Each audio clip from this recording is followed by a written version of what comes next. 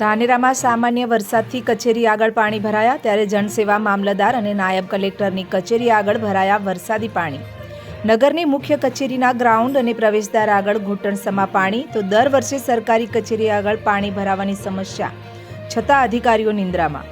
સમગ્ર મામલે ઉઠ્યા સવાલો તો કચેરી આગળ ભરાતા પાણીનો નિકાલ ન કરી શકતા અધિકારીઓ નગરને સુસુરક્ષિત રાખતા હશે ત્યારે દર વર્ષે દર ચોમાસે કચેરી આગળ પાણી છતાં સબ સલામતની નીતિ અધિકારીઓની। કચેરી આગળ દર વખતે પાણી ભરાતા અનેક અરજદારોને હાલાકી યથાવત જ।